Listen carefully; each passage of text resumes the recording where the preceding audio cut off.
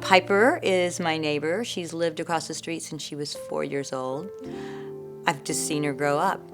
And she plays in our front yard, swings on our swing, jumps on our tramp. We have a relationship. So one day she was over, and it was summer, and I kind of knew that she was struggling with reading from her mom. And I just thought, oh, I'll just approach this. Yeah, she didn't want to read with myself or my husband, and certainly not a chapter book without pictures.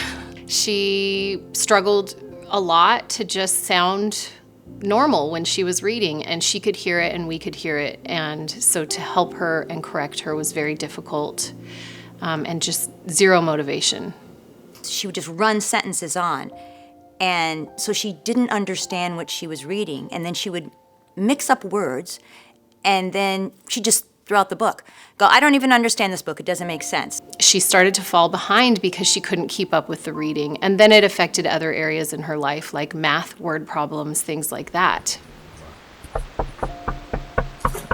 Come on in. Awesome.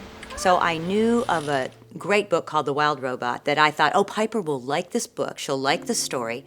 And the chapters are unintimidating. And even though it's not a beginner reader at all, because she's going into 4th grade, I knew she could handle it. So I said, let's read this.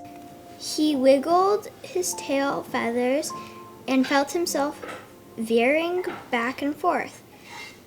I'm a natural, he squeaked. You are doing very well, said Ross, but you need to keep practicing. That big circle is the moon, said Chit Chat. And those little lights. Within a matter of maybe 4 weeks, I noticed Piper would read with me, and she could read, and it sounded good. And maybe within a matter of 8 weeks, Piper was reading books on her own. And recently, she read an entire book in one day, a chapter book, which is amazing. Piper learned, this will make me cry, to love a story. I love stories. And that's what I think I can pass on to kids. There's just such magic in it. And I really didn't know what was going to happen with Piper. I just was enjoying it. She became alive.